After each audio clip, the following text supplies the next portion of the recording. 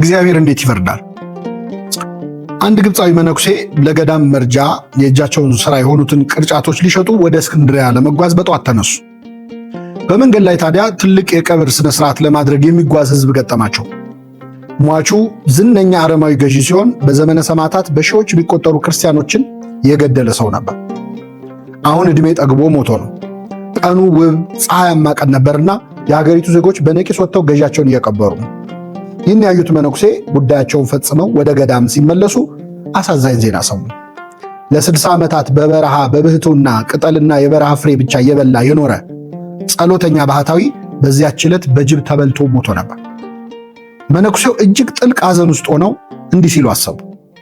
በሺህ የሚቆጠሩ ክርስቲያኖችን የገደለው አረማዊ ሰው በታላቅ ክብር ታጅቦ ሲቀበር ሕይወቱን ሙሉ በጸሎትና በጾም ፈጣሪውን ያገለገለው ባህታዊ በጅብ ተበልቶ የተዋረደ አሟሟት ሞተ።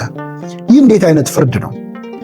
እግዚአብሔር ከመልካምነቱ ሁሉ ጋር ኢፍትሐዊ ነገሮች ሲሆኑ ዝም ብሎ ለምን ያያል?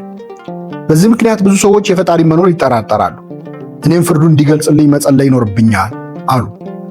ከዚያች ቀን ጀምረው መላልሰው ወደ ፈጣሪ ፍርድህን ግለጽልኝ እያሉ መጸለይ ጀመሩ። ብዙም ሳይቆይ እግዚአብሔር ፍርዱን ገለጸላቸው። ከሳምንታት በኋላ እንደተለመደው ወደ እስክንድሪያ የ3 ቀን ጉዞ ሊሄዱና ቅርጫታቸውን ሊሸጡ ተነሱ። መንገድ እንደጀመሩ ድንገት አንድ ወጣት መነኩሴ ወደ እርሳቸው ሲመጣ ተመለከቱ። አባቴ ባርኩኝ። እግዚአብሔር ይባርክህ። ወዴት ይሄዳሉ? አለ ወጣቱ መነኩሴ። ወደ እስክንድሪያ ቅርጫቴን ልሸጥ እየሄድኩ ነው አሉት። ጥሩ አጋጣሚ ነው አባ፣ እኔም ወደዛ እየሄድኩ ነው አለ በትህትና። ጎሽ አብረን እንጓዛለና አሉ አባ። ወጣቱ መነኩሴ ከእጃቸው ሸክማቸውን ተቀበለ። ጥቂት እንደሄዱ እንዲህ አላቸው። አባ ያው እንደሚያውቁት እንደመነኮሳት ስርዓት ጉዞ ስንጓዝ በጸሎት ከእግዚአብሔር ጋር መነጋገር ነው ያለብን አይደል አላቸው። ልክ ነው ልጄ አሉት።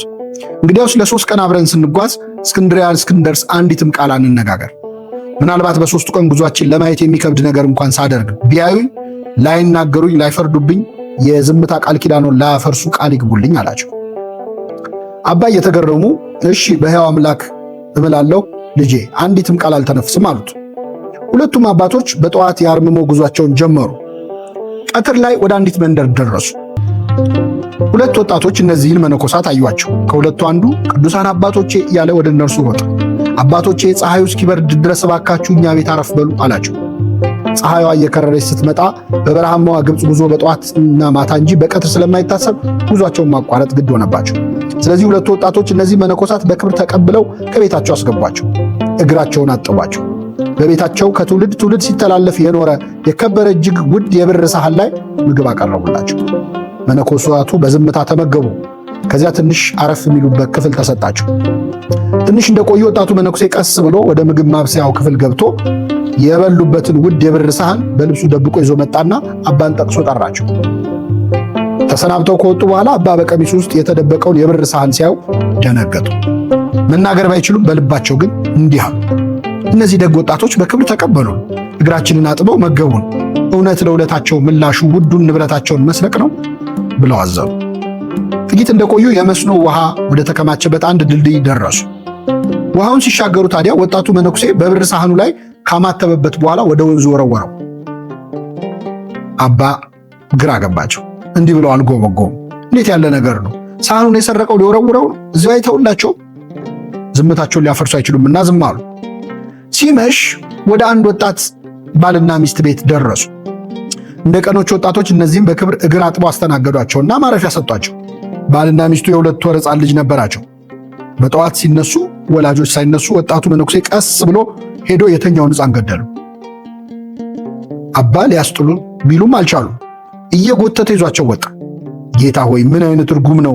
ንጹሕ ሕፃን ገደለው እኮ እያሉባቸው ወረደ።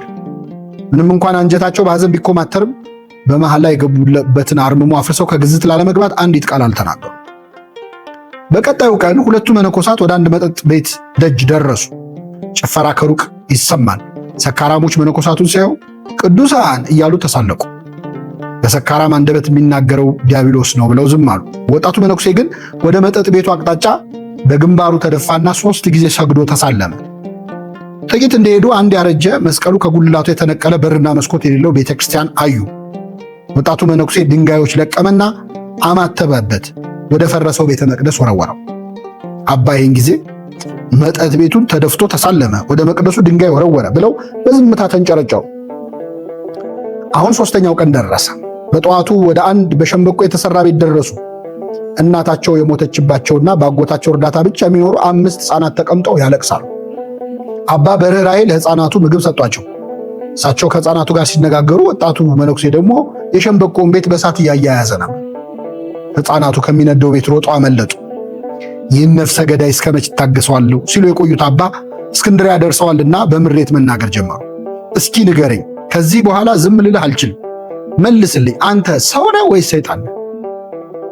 ምን ነው አባ፣ ምን አጠፋው? አለ መነኩሴው።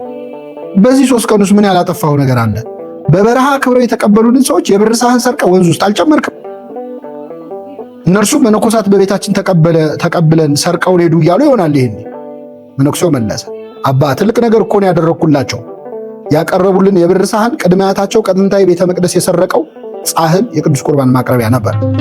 መላው ቤተሰብ ይህን ሳያውቅ በዛ ቤት በብዙ ዘመን ሲቀባበሉት ነበር። በላዩ ላይ በላቲን ቋንቋ ይህ ጻሕል ለቅዱስ ኒቆላዎስ ቤተክርስቲያን የተሰጠ ነው የሚል ጽሑፍ አለበት።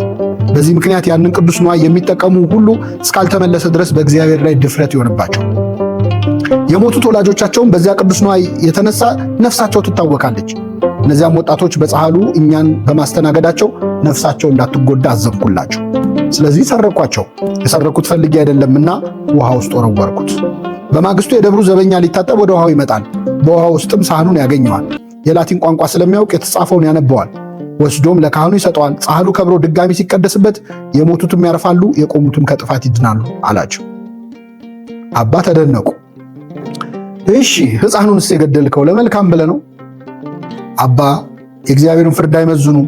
ሕፃኑ የተጸነሰው በኃጢአት ነው። ለወደፊት ደግሞ እጅግ ጨካኝ ወንጀለኛ ሆኖ ወላጆቹን የሚገድል ብዙዎችን የሚያሰቃይ ነው። ስለዚህ ልጁን በመግደሌ 3 መልካም ነገር አደረግኩ። ሕፃኑ ከንጽህናው ጋር ወደ ሰማይ እንዲሄድ አደረኩት። ወላጆቹም በልጃቸው እጅ ከመሞት አዳንኳቸው። በዚህ ልጅ ሐዘን ምክንያት ወላጆቹ ልባቸው በመሰበሩ የቀደመ ኃጢአታቸው ይቅር ይባልላቸዋል። እሺ መጠጥ ቤት ደጃፍ ላይ ሰገድከውስ ምን ነክቶ ነው?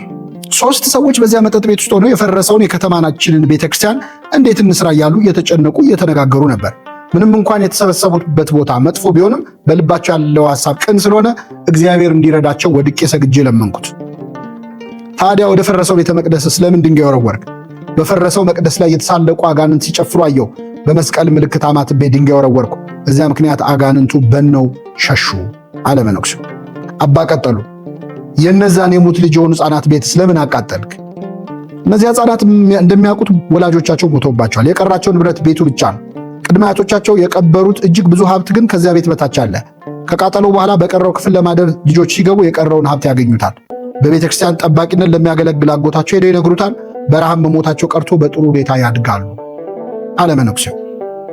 አባ ምንም እንኳን ነገሩ ቢያስደንቃቸው አንድ ወጣት መነኩሴ ይህን ሁሉ እንዴት ሊያውቅ ይችላል የሚል ጥርጣሬ ያደረባቸውና አንተ ማነህ አሉት። የእኔ ማንነት ይቆይና እርስዎ በዚህ ሰሞን መላልሰው ፈጣሪን የጠየቁት ነገር ካለ ይጠይቁኝ፣ ይንገሩኝ አላቸው። እኔማ እግዚአብሔር ወይ ፍርድህን አሳየኝ ብዬ በምድር ላይ ስለሚደረጉ ኢፍትሐዊ ነገሮች ጠይቄው ነበር አሉት። እግዚአብሔር ሰማይ ከምድር እንደሚርቅ መንገዴ ከመንገዳችሁ ሐሳቤም ከሐሳባችሁ የራቀ ነው ብሏልና ፍርዱ አይመረመርም። ለመላእክት እንኳን ያልተገለጸውን የእግዚአብሔር ፍርድ እንዴት እርሶ በሰው አቅም ሊመረምሩ ይፈልጋሉ? ጸሎቶን ሰምቶ እግዚአብሔር ያዩትን ሁሉ እንዳደርግና ፈቃዱን እንዳሳየው ላከኝ አላቸው። ቅዱስ ዑራኤል ለዕዝራ እንዲህ አለው፣ የምትፈርስ የምትበሰብስ አንተ የማይፈርስ የማይበሰብስ የሕያው እግዚአብሔር ፍርዱን ልትመረምር አትችልም። ዘ ፓትሪስቲክ ሄሪቴጅ ቡክ 2 ላይ ነው ያገኘሁት። ይህን ታሪክ ትንሽ የሚመስለው ታሪክ በ1747 የተጻፈው የቮልቴር ዛዲግ ላይ አንብቤ የታሪኩ ሞራል ደስ ቢለኝም የዞራስትራኒዝም ነበርና ለቤተክርስቲያን አይሆንም ብዬ ትቼው ነበር። ለካ ይህ ታሪክ አስቀድሞ በመነኮሳት ታሪክ የተመዘገበና በዚህ መልኩ እስከ 4ኛው እስከ 5ኛው ክፍለ ዘመን በወርቃማ የምንኩስና ታሪኮች ውስጥ ተመዝግቦ አገኘሁት።